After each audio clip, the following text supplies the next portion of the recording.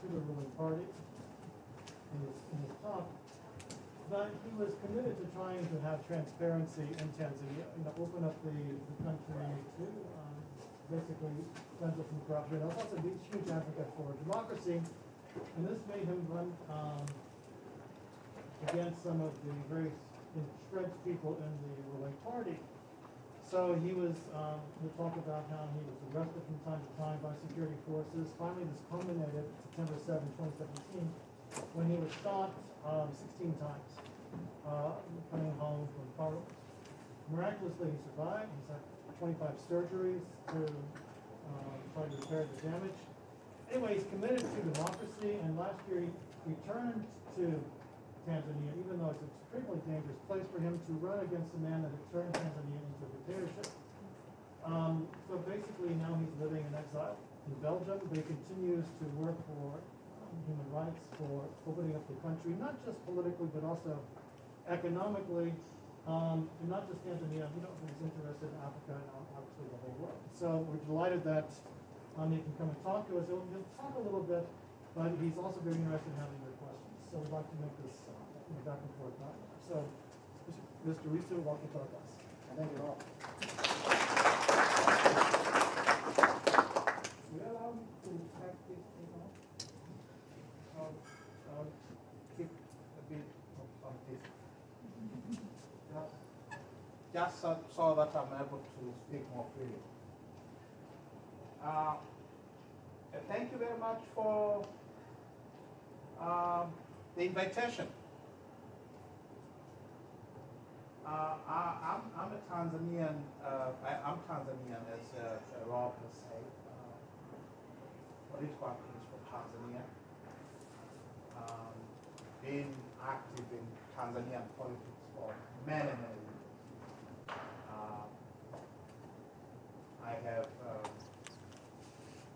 I have been part of the democratic struggles in the country since my student days. I have seen inside of police jails and security prisons. The first time I went to prison was Christmas Eve of 2002. So Christmas of 2002, I was in prison.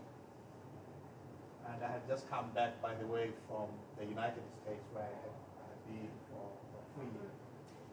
So I have gone through quite a few things. Shocking, being shot 16 times is not fun. But I have survived, and because I'm alive, I keep on fighting. Because that is what you do when things are as horribly wrong as they have been for a long time in my country, in Tanzania. Now, I want to talk to you about, not about my trials and tribulations, which we can spend days talking about. I just want to talk to you about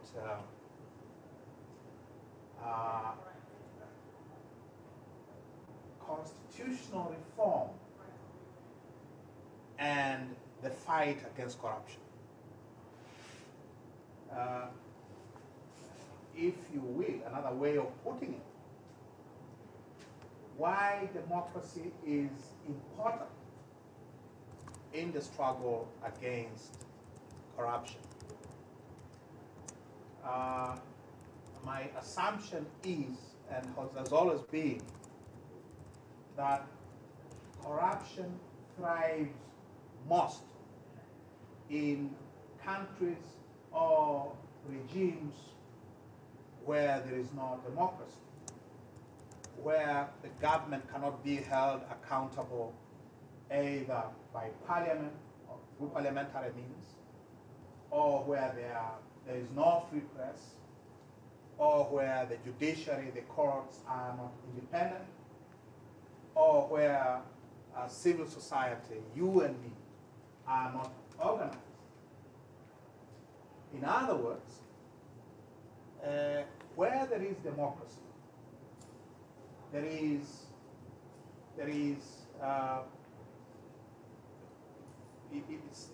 democracy creates the best opportunities for dealing with corruption, with questions of abuse of office, because I think it is fair to say corruption, in essence, is abuse of office, of public trust, of public office. I do not pretend to know Africa. Africa is a continent of 54 countries.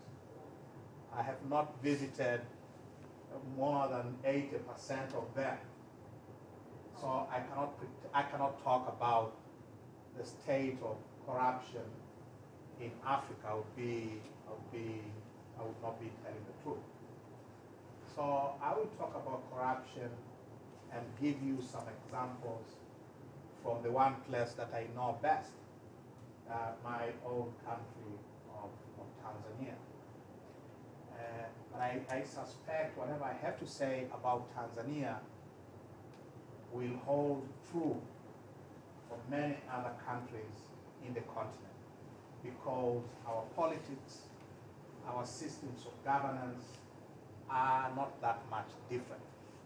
Our histories are more or less common. So when I speak of Tanzania, you can, with some degree, take it that I'm also speaking of Kenya to some extent, or about Angola, or perhaps about Nigeria, or any other typical African country. Now, how many of you know where Tanzania is, or have ever heard about Tanzania? Your hands. We're not doing bad, yeah? We are fine. Okay. How many of you have ever heard of Mount Kilimanjaro?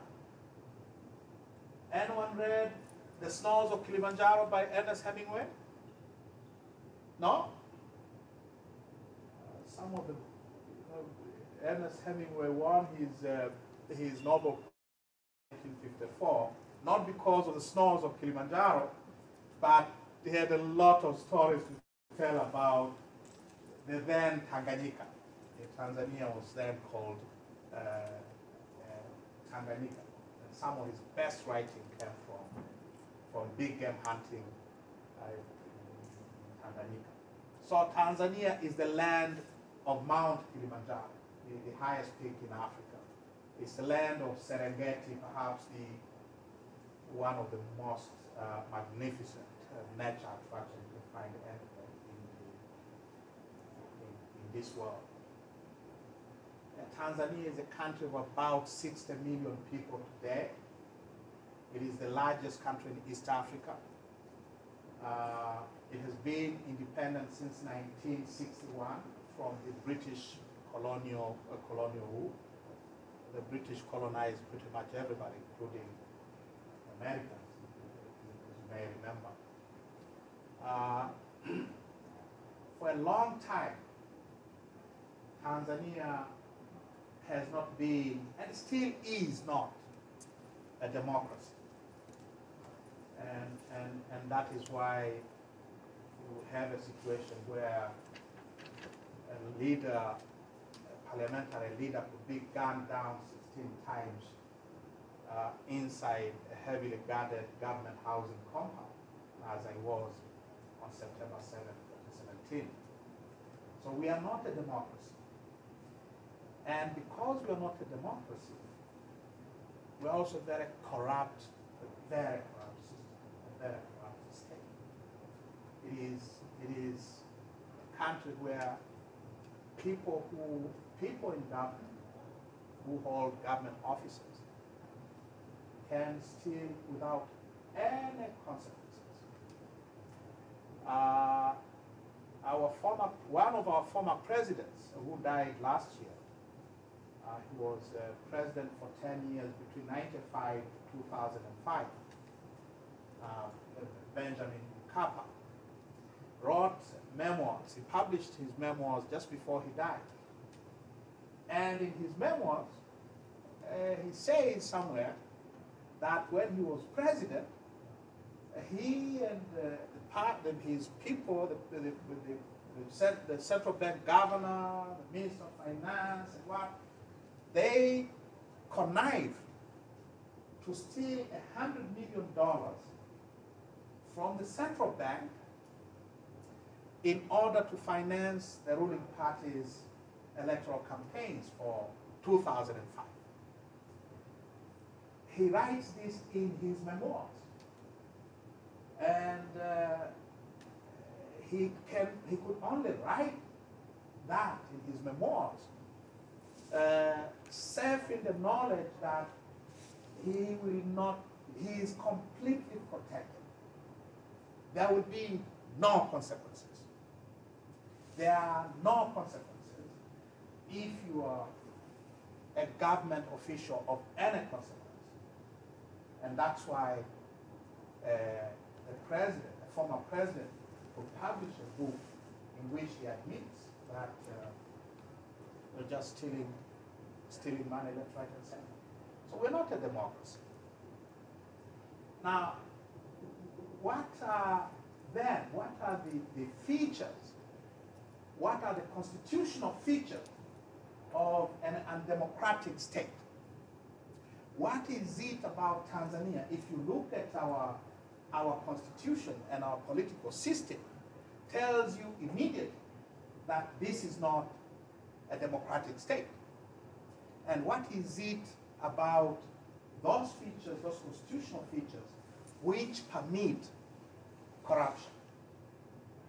An undemocratic state, the first thing that you notice about a typical African post-colonial state, a typical African post-colonial state was a very undemocratic and has been a very undemocratic state.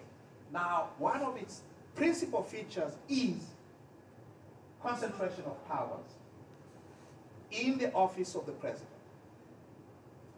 Our presidents are what a constitutional scholar from Nigeria has called imperial presidents. They have powers that remind you of absolute monarchies of 17th and 18th century Europe.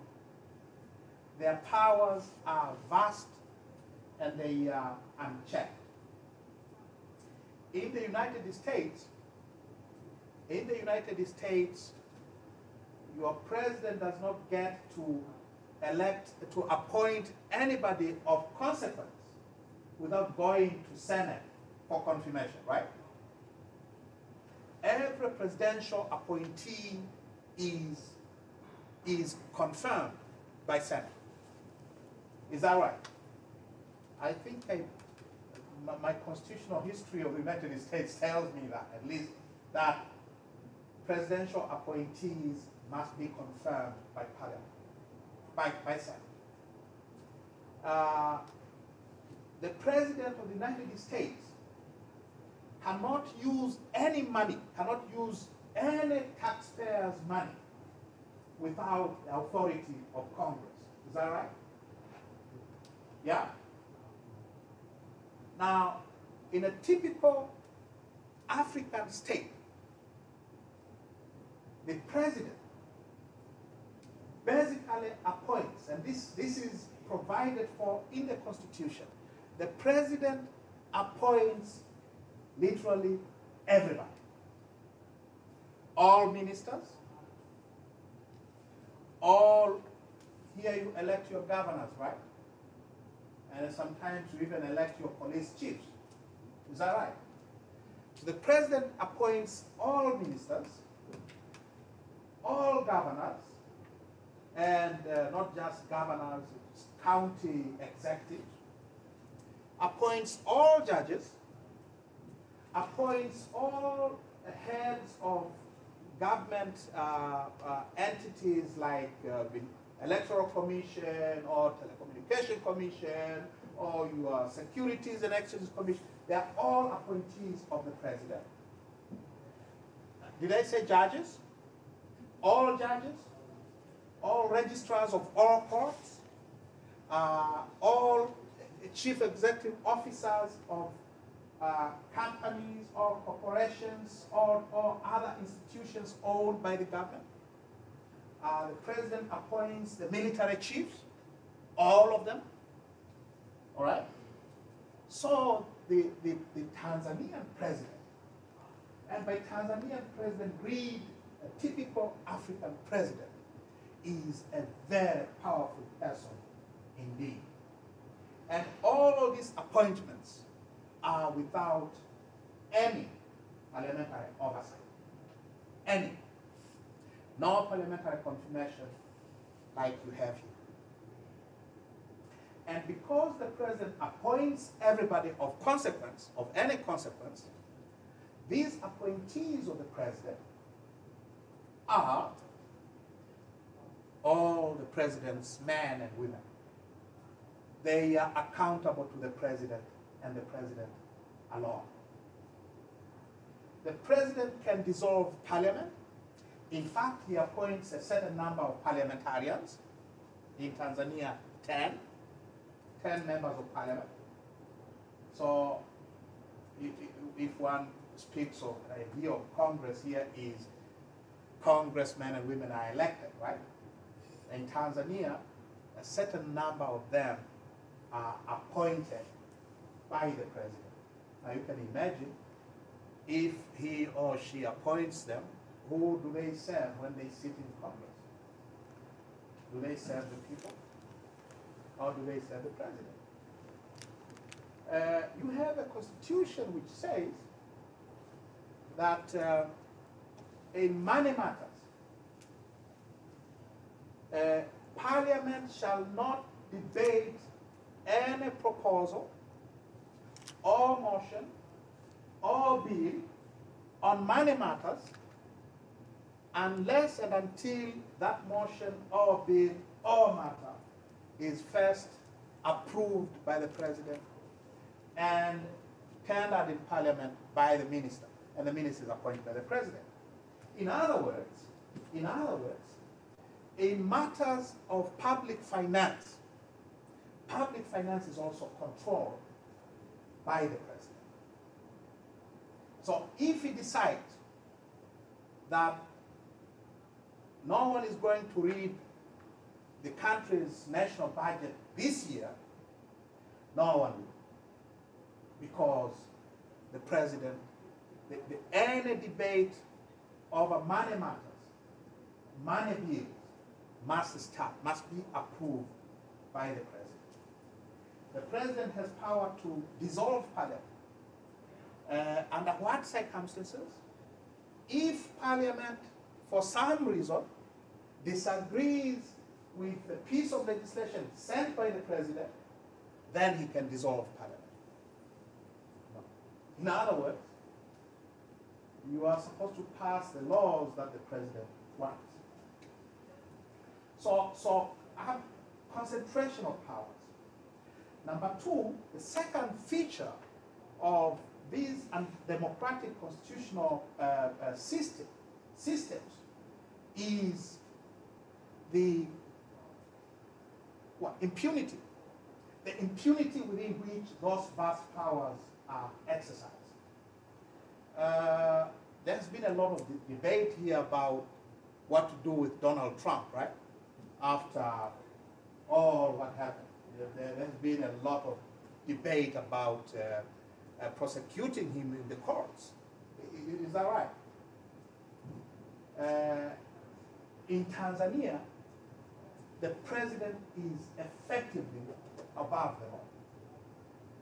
He cannot be prosecuted for anything he does or refuses to do or ignores to do while he is in office. And that's why President Mkapa could write in his memoirs that he and his fellow crooks stole $100 million and get away with it. So the president enjoys the kind of protection against criminal prosecution that reminds you of, like I say, of 17th and 18th century constitutional monarchs of absolute monarchies of Europe. He's beyond control. He cannot be controlled by parliament. He cannot be taken to court. He controls the instruments of violence. He's the commander-in-chief of the armed services. The exercise of his powers is uncontrolled. The president exercises powers in other spheres as well. In Tanzania, our land law starts by declaring that all lands in Tanzania are public lands at the control and disposition of the president. If you look at our mining law says all minerals in Tanzania are public property at the control and disposition of the president. If you look at our oil and gas law, it says all gas and oil resources of the United Republic are held in trust by the president on behalf of the people of Tanzania. So, this fellow who appoints everyone of consequence, who cannot be held accountable, also controls our resources. You get my point? Do you know what holding property in trust means? A trustee in law. I forgot to tell you I'm a lawyer, so forgive me. If your property is held in trust, is held on your behalf, the person who holds that property in trust on your behalf legally is the owner of the property. He can or she can sell the property or do whatever he wants to do with it, provided, the law says, provided he does it on your behalf or for your interest. So the president, by being a trustee of all the natural resources and the land and the animals and the forests and everything in Tanzania, is effectively the owner of those resources. And so that is the constitutional and political system that has obtained in Tanzania since 1962. We got independence in 1961. We were a parliamentary democracy. The president, we did not have a president. The president came with the Republican Constitution a year later, a year after independence. So this Leviathan was created in 1962. And that is the case today. Now, how does that relate to corruption? When you have a public official who wields that kind of power, you can only imagine what they can do with it. Power, they say, power corrupts, yeah? And if power corrupts, what about absolute power?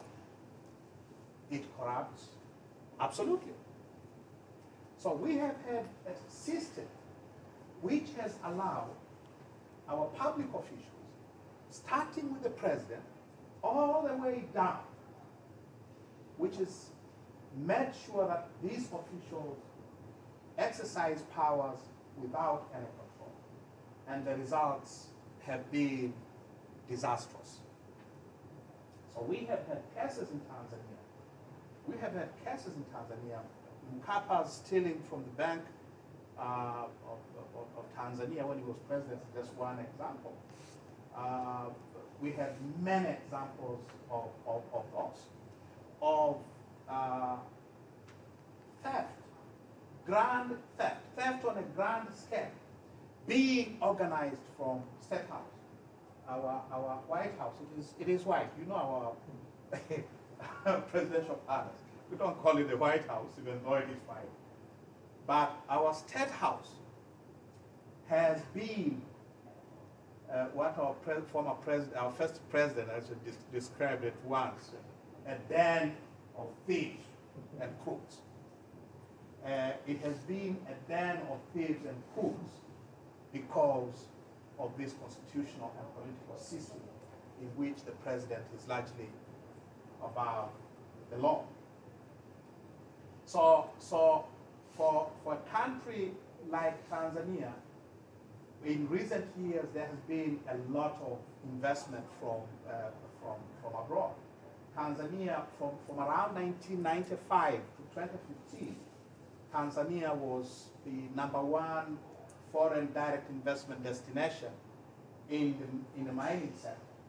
We attracted more money in mining than any other African country, including South Africa, which has always been big on mining. So there's been a huge amount of money into mining. We have, beginning around 2000, we have attracted massive amounts of foreign direct investment in oil and gas exploration. Some of the biggest names in oil and gas in this country, ExxonMobil, you name them, have been operating in Tanzania. And you can never get to know how these companies operate, because the contracts that they enter with the government are some of the most closely guarded secrets in the country. But still, we have been able to, get some of these contracts and production sharing agreements in oil and gas. And the story that they tell is a story of the country's soul to investors and of possibly billions of dollars spent bribing government officials. We have cases which a few years ago, one major case was actually investigated by the Serious Fraud Office of the United Kingdom, in which the former Attorney General was found to have almost $600 million in bank accounts in places like Guernsey, like the Cayman Islands, Bermuda, and so on and so on. It is that way because of the way the constitutional system is organized. Now, I want to finish on a slightly brighter note. I even myself get tired of telling this doom and gloom. We have struggled and we continue to struggle to change the country, to change our constitution and our politics, to create a system which allows citizens, which allows our elected representatives to control the workings of the government, which allows the people to know what elected officials are doing on their behalf. So in the past few years, we have been engaged in a great struggle to get a new constitution for the country. And some of the results of that struggle are what happened to me in 2017. These systems don't change peacefully. They don't change without resistance. And so in the past 5 years, we have seen the kind of repression in the country that is without precedence in our country. Well, I'm lucky I survived. I survived the 16 shots. a lot of people I knew, a lot of my friends and colleagues, some of them have disappeared, disappeared and will not see them again. Others have been killed. Many have been sent to prison.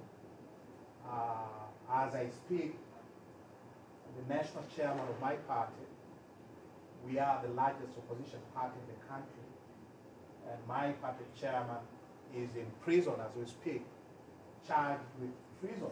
Anyone knows what treason is? Huh? You know what treason is? If you want to kill your president, or you want to overthrow the government using unconstitutional means, you have committed treason. And a treason offense carries death penalty. So my party chairman is facing terrorism, not treason. Sorry. He is facing terrorism charges. What did he do? He has been organizing a national effort for constitutional reform to create a better constitution for the country. And for that effort, for that reason, he was arrested, shackled, driven 1,000 kilometers from Mwanza in the northwest to Dar es Salaam on the coast. And after 6 days of being held in Communicado, he was charged with terror offenses. If you're charged with terrorism offenses, however ludicrous, you cannot be bailed. And so he is in prison until such time as he wins his case or the charges against him are withdrawn. That is not a very bright note to end. The bright note is there has been a lot of food pushback. There has been a lot of fight back. We have not taken it lying down. We have not accepted this reign of terror and this corrupt system. We have fought back with organized and terrible conditions. But Tanzania today is, I think, the opposition in Tanzania today is even stronger than it was five years ago when the repression began. Internationally, for a long time, Tanzania did not appear on international radar screens at all.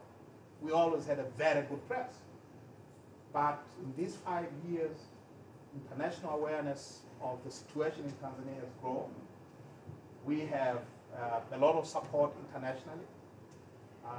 In the past 2 years alone, I have been to Washington, D.C. to speak to members of Congress, to speak to people in the State Department. This is my 4th time. Western media, American media is much more aware of what is going on now than it was in years past. We have friends, we have supporters, pretty much in European Union, in Scandinavia. Scandinavians have always given money without asking questions. They are beginning to ask questions. And therefore the hope is that a government, however strong, however corrupt, cannot withstand this kind of pushback from inside the country and from outside the country. That is the hope, and that is the bright spot. I think we shall win. I think we will get a better kind of country that we deserve. I'm done. If you have questions, I would love to ask them. Yes. So I have a couple of questions actually, but I just want to say thank you for coming today, speaking to us. It was very nice little speech, even if it was brief. And I know you would want to speak more. I can speak. I can go on and on. So my question for you, which is like out of curiosity about yourself, would be like, what languages do you speak? You mean what languages do I speak? Yes. Okay, I speak 3 languages. Because I'm Tanzanian, I speak Swahili. Swahili is the national language. Everyone speaks Swahili. It's the language of the east coast of Africa.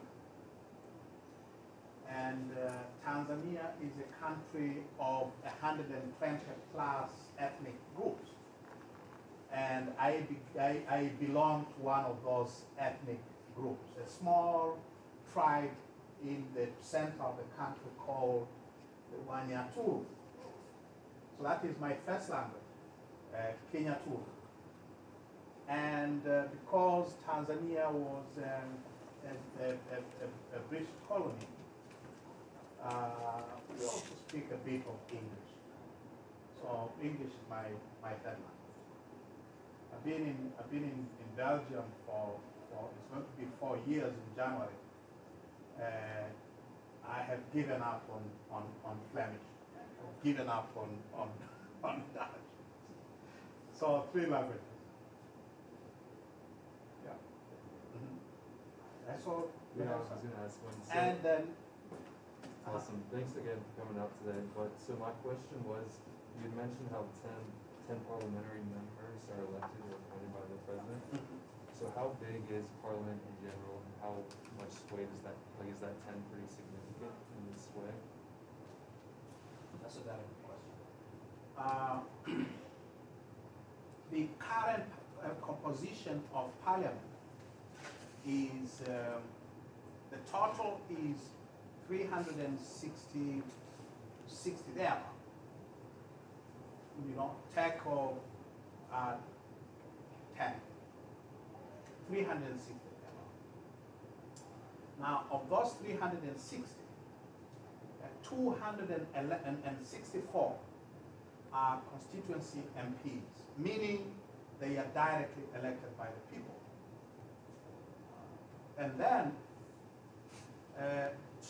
plus 10 who are appointed by the president, plus 5 who are appointed by the Zanzibar House of Representatives. If you look at Tanzania, the official name is the United Republic of Tanzania. It is United Republic because in 1964, Tanganyika, which is Tanzania mainland, and Zanzibar formed a union, and Tanzania was born. So Zanzibar, the islands of Zanzibar enjoy a certain amount of autonomy. They have, a government, they have a president, they have a parliament, a House of Representatives. Now, that House of Representatives appoints 5 members to become members of the National Assembly of the United Republic. The rest, about 120 or so, are indirectly elected members of parliament representing women.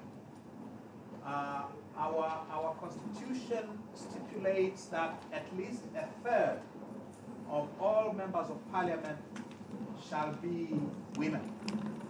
Now you have women MPs, women constituency MPs who are directly elected, and then you have 1/3 who are, we call them special seats MPs. They are indirectly elected. They are elected on the basis of the total parliamentary vote that a party obtains in a general election, provided you get at least 5%. So any party that obtains about 5% of the total parliamentary vote is entitled to a certain number of those special seats MPs. So if you look at that way, the presidential appointees in parliament are not that many, they're only 10. So, they should not matter. But they do matter. Parliament is supposed to be a representative organ of the people, which is to say, every member of parliament should be elected by the people. But we have, I was just giving you the sense of the kind of powers that the president has. We have a system where the president appoints 10 members of parliament. It used to be worse in years past. When our parliament started in the colonial period, all members were appointed by the colonial governments. And then the number has been steadily decreasing up to now that there are 10 appointed by the president. There should not be a single member of parliament appointed by anybody except by the people. That's what I had. You okay? This kind of builds. Please, I'll get back. Are the people and citizens of Tanzania in general agreement or disagreement with how the government operates? That's a very difficult question. They will say they have been winning elections, and therefore they will say that the Tanzanian people have accepted this kind of state of affairs. But we have a system in which the president appoints, as I said, he appoints the National Electoral Commission. He appoints the returning officers. The returning officers here, how do you call your returning officers? Secretary of State. The Secretary of State is the person who declares election results here, right? For each state. That is the case, right? I should think so. The county administrators. Hmm? I think the county administrators So too. for the state, I think it's the. Okay. At the state level? Do you have people appointed from Washington, D.C. supervising elections here? No. No. Here elections are supervised locally. In Tanzania, the people who declare the winners are appointees of the president.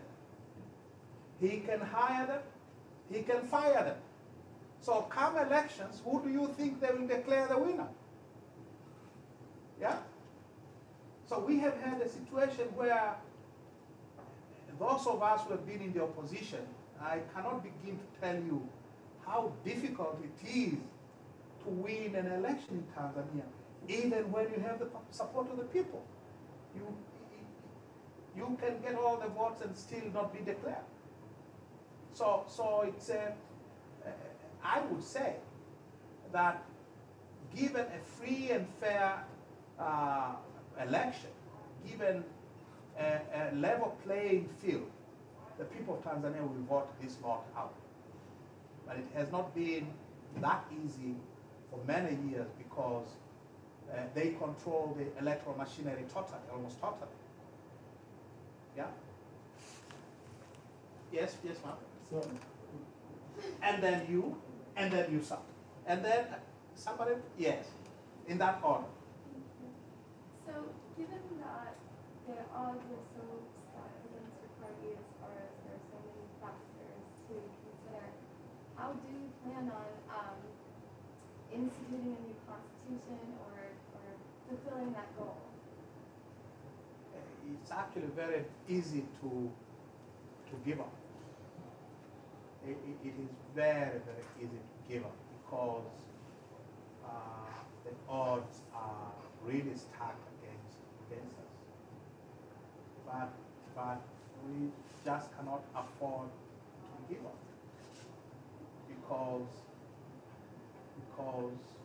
if we give up, they will just run roughshod over us. And therefore we have to keep on fighting. And democracy is never given from heaven. It is built. You have to fight, you have to sweat, you have to pay the price. You people in the United States know this very well. You know, this country has a long tradition of people fighting to create better and more just systems here, right?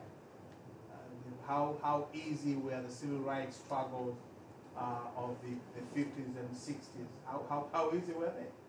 Yeah? How easy was it to end slavery in this country? It had, my knowledge of the US Constitution is there was a time when black people were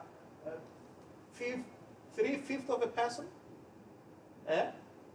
from being 3/5 of a human being to be a human being, you had to fight a civil war, right? And then you had a long dark night of Jim Crow, yeah? To end Jim Crow, people demonstrated and fought and what and died and went to prison, you know? So that's what we have to do. That's what we're doing. You cannot give up. And we will not give up. Yes, sir. I have two questions that go together. Yes. So first, is there anything the opposition can do at this point to limit the corruption, like work with companies like ExxonMobil themselves? And second, theoretically, if your party were to come into power tomorrow, how would you view the presence of the companies like ExxonMobil in your country? That's a very good question and a very difficult one. How do you deal with companies that you know that are operating in the country by, through bribing of public officials? Will you kick them out and shut down their operations? How easy is that? Will you, close their businesses and send their employees home? Yeah. So it is difficult. I think the most that can be done is to create systems, to create laws and institutions which will make sure that these kinds of behavior is not allowed to happen again. Maybe it may be possible to prosecute those who are responsible for, because not everybody enjoys immunity under our laws. It's only the president who enjoys immunity for prosecution. It may be possible to prosecute some of the people who have been involved in these corrupt deals, but it is not an easy subject. It is not an easy thing to do. You can imagine how difficult it would be to obtain the kind of evidence necessary to charge them in court, for instance. So it is a difficult subject to tackle, but the answer lies in making sure that you have tighter controls, you have tighter systems which prevent things like this from happening. Let's see. So I know I asked you. And then there was another hand over there, and then I'll come. I know I asked you at first what languages you speak. I'm sorry, everybody else had to go a little bit harder on you. So I guess it's my turn. But you did say you were a lawyer, and then you were also a parliament member until July of 2020. Is that correct? July 2017, September 2017. Okay, so that actually I was shot on September 7, 2017, but because I had to leave the country, I was my parliamentary seat was I was stripped of my parliamentary seat in June of 2019 for absenteeism. Yeah. Yeah. I was. They shot me, ran me out of the country, and then they say this guy is. We hear he is in Europe somewhere. He's not in Parliament working, is it? Yeah. So how did you get appointed to Parliament? Because I was elected. Okay. I was elected. I first contested an election in 1997. I was a graduate student. That was our first multi-party election in our history. I was a graduate student in England. And I told myself I wasn't going to miss the opportunity to contest the first multi-party election in our history. That was 1995. And then I lost, went back to school, finished my school, and then I prepared for about 15 years. I went back again in 2010, and I won. So I won the first time in 2010, re-elected in 2010. So I had a couple of like follow-up questions, like kind of pertaining to some other stuff, questions that were like there. So I know you're talking a lot about how like the president uses his power. Do you think that the Constitution, the way that it's formed, you know, they said like the only person that has full immunity is the president. Do you think the Constitution is somewhat of a scapegoat, especially for those in power? And like, if you do think that, like, I know you were a presidential candidate as well. So like, what systems like do you propose for this like reformation to like have the country be back on its feet, and, like, you know, keep Tanzania in your opinion? Well, that's a very good question. If the problem, the number one problem is this vast presidential powers, then the remedy is necessarily create a constitutional system that whittles down the presidential powers, reduce the powers, and make sure that those powers are limited, they are controlled by institutions of accountability. It should be possible for the president to be removed by parliament, for instance, on a motion of no confidence.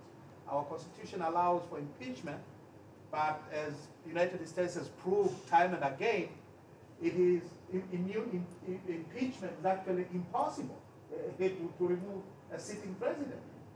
So, if impeachment does not work, and it has not worked in America, you know, since 1787, then it should be possible for the president to be removed on a simple vote of no confidence, like is the case, for instance, in South Africa. The South African president can be removed by parliament on a vote of no confidence. Prime ministers in parliamentary democracies are subject to removal by parliament on motion of no confidence. So a system that allows institutions of accountability to control the president. Parliament is one, the courts are another. It does not stand to reason that the president should be protected from being held accountable for wrongdoing. This is a vestige of the absolute monarchies of centuries past. They cannot be allowed to continue in the 21st century. So reduce the presidential powers, control the White House, if you will, and empower citizens, empower the media, remove these laws that prevent people from speaking out, you know. A wide range of democratic measures are needed in order to make sure that we don't have this kind of imperial presidents. Yeah? Yes, ma'am? Hi. Kind of going off his question, do you think that you were shot because you want the president to become accountable and you want their power to be limited? And who do you think was behind that? That is, let me say this. In the year before the shooting, between June 2016 and July of 2017, I was arrested 8 times and charged in court 6 times. As we speak, I have 6 different criminal cases facing me in Tanzanian courts. And all those arrests and all those criminal charges are based on statements made against the president or his exercise of his powers. I have never been arrested. I was arrested the first time, I would say, on Christmas Eve 2002. I have never been arrested for anything else other than speaking out against the presidential abuse of power. Now, I'm a very clever fellow in court, so and loud too. So it has not been possible to silence me using the courts. And so what happened, 2 hours before I was shot, the president was on national television addressing the nation. He was receiving some report. And then he started talking about those he claimed were opposing his economic war. He had launched an economic war against the business community, seizing assets, locking business executives left, right, and center. And I led the opposition to that economic war in and out of Parliament. So 2 hours before I was shot, the president said on television that those who oppose his economic war do not, his exact words are, they do not deserve to survive. Those are his exact words. And 2 hours later,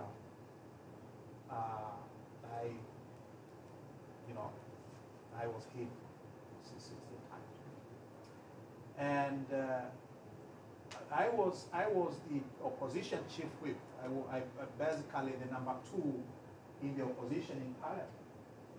And I was entitled to parliamentary housing. I was living in this fancy apartment in a heavily guarded government housing compound where ministers and all the big people were living. Guarded 24/7 with CCTV cameras all over. And that day, all security was removed. So these hitmen followed me from Parliament at lunchtime all the way to my driveway, and outside the apartment they opened fire with automatic rifles. And there has never been any investigation, none, not even an interview. I have never been asked by a single police officer investigating my case, what happened to you, Mr. Lissu? None. There has never been a single arrest. The police force, the Tanzanian police force, has said officially that they do not have a suspect. And of course, I was denied my medical benefits. I was a member of Parliament, all right? So I basically was treated by people contributing $2, $3, $10. And eventually, of course, they stripped me my parliamentary seat. So it has been very clear to me and to many people that the president was behind the shooting. The second part of the question was? I asked you who got this comment. Oh, yes. There you have it. Yes, please. Once again, it's like such an honor that you're here, Mr. Lissu. I just wanted to ask you, I was reading earlier an article, and it was about, at the end of July, one of the chairmen, or one of the leaders of the opposition, Freeman, excuse me if I pronounce it. Freeman Mowat. Freeman Mowat? That's my chairman. That's your chairman? Yes. Okay, I just wanted to ask you that. And I also wanted to ask you, I guess, especially after, I know you had this, back in March, you had expressed that you had higher hopes for the new presidency moving forward, and especially after what has happened to your chairman, and especially after being shot and being arrested numerous times. Where do you personally find the drive and the perseverance to move forward, and what keeps you going back to the fight in Tanzania? I'll speak first of my initial optimism about the new president. President Samia Suluhu Hassan was a cabinet minister at a time when I was in parliament. In fact, she reported to the parliamentary committee on which I was a ranking member. So I worked with her very, very closely. I used to give her help. As I said, I'm very noisy, I'm very loud. And, I'm a Rottweiler of sorts. I never let go. So I worked with her for 5 years. She's not mad of the Magufuli stuff, because Magufuli was brutal. And this lady is very, very quiet, very soft-spoken. And when I was shot, President Magufuli told the people from his party, from the ruling party, members of parliament and everybody else, that I'm watching for who will go to Nairobi to see me, to check on Mr. Lissu. Samia Suluhu Hassan was the vice president, and she's the only person from the government and the ruling party who came to see me in hospital in Nairobi. She came for something else. She came to participate in the inaugural ceremony for President Uhuru Kenyatta, which is in November 2017. But she made time to come and visit me in hospital, for which I hear she was severely reprimanded by her boss. And she was simply, even though she was the vice president, and even though she perhaps knew a lot of the bad things that were happening, I and many people in Tanzania do not associate her with the kind of repression that was visited upon us. So when she became president, I was very hopeful. In fact, I reached out immediately. Within 2 days of her swearing in, I contacted her office. I called and I asked to speak to her. And they told me, it was still very hectic. They hadn't buried Magufuli yet. So they told me the president would call you when she's cleared her in-train. So I waited. Months, weeks turned into months, and I started complaining loudly. That we had reached out. My chairman, Mr. Mbowe, wrote after I had called her. Mr. Mbowe wrote officially to the president that we would like a meeting with her to discuss the situation in the country. And we were immediately, her office responded. The president has accepted, has promised to invite you to the State House for, a discussion when she gets time. She let you know. Which was nice. We had never been treated like that, For 5 years, we're being hunted down like criminals. It did not happen. And so when we started complaining loudly that the president was meeting everybody else except the largest opposition party in the country, she apparently heard. And on the 20th of July, last month, I was in a meeting in Berlin, and I received a call from Dar es Salaam, from State House. Mr. Lissu, the president wants to call you. Wants to talk to you. I said, I'm in the midst of the meeting, and when I finish the meeting, I'm going straight to the airport to return to Belgium. Is it possible to talk to her tomorrow? And they said yes. She'll call you tomorrow. That same evening, they arrested Mr. Moore. And after my chairman was arrested, later charged with terrorism, I think there was no reason for the president to call me again. So she didn't call. But the story that I heard was the Magufuli loyalists. She inherited, when she became president, she inherited the entire machinery of government and its personnel, which was made in the image of John Pombe Magufuli. And these Magufuli loyalists are basically exercising power. She never had a political base of her own. So that she's surrounded by these vultures who were terrorizing us during the Magufuli years.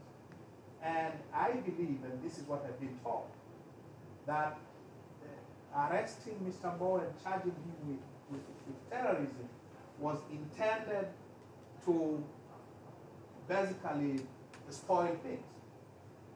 If your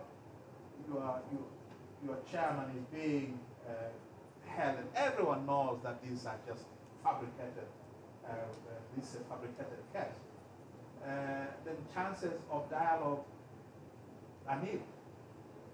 So there are spoilers. There are people, very powerful people within her government who are spoiling things.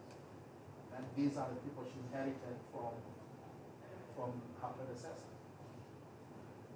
What keeps me going? I'm alive. If I give up, what will I explain to everyone about all these terrible injuries that if all that was needed to get me out of the rest is the shooting, then they win. Yeah? I'm not going to allow them to win that case. So I'm alive and the fight continues. No more questions? Yeah, Yes, we have sir? time for the last question.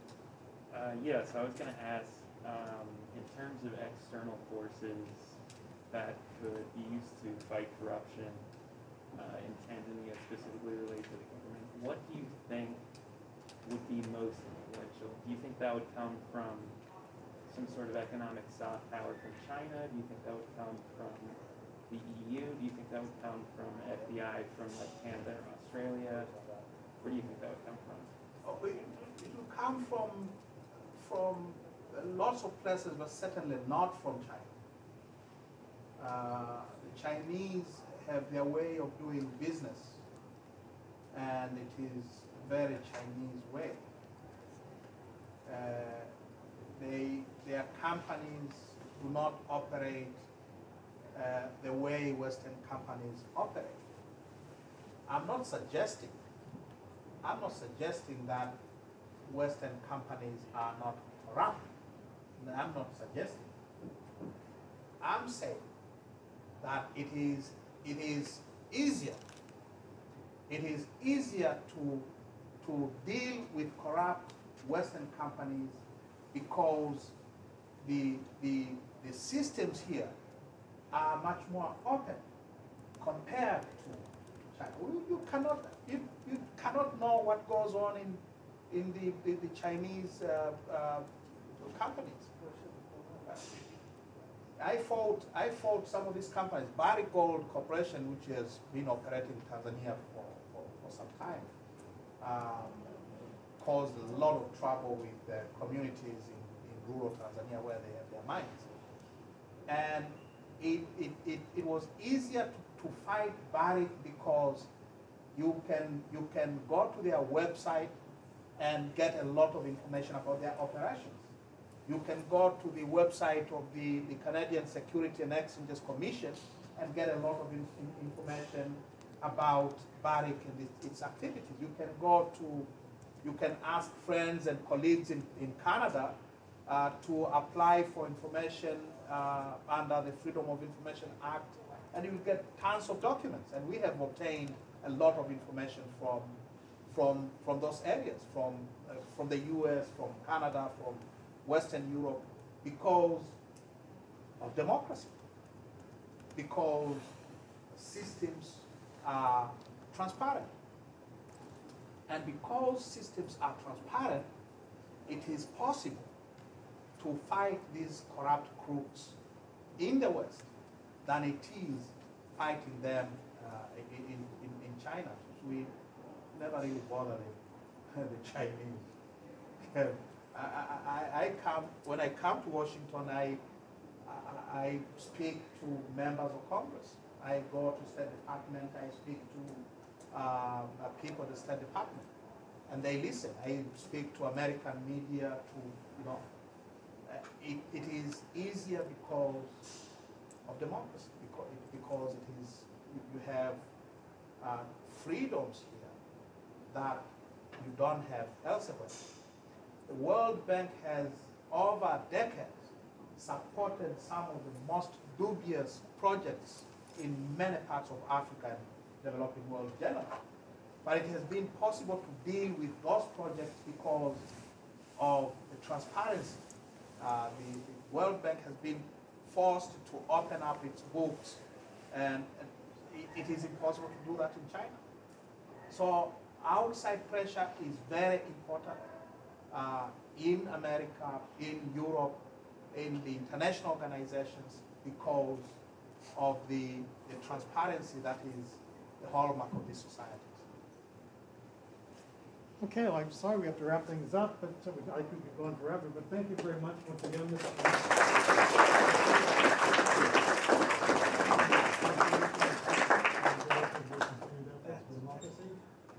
So thank you. So anyway, that's it for today. You have your assignment for Thursday. I redid the syllabus.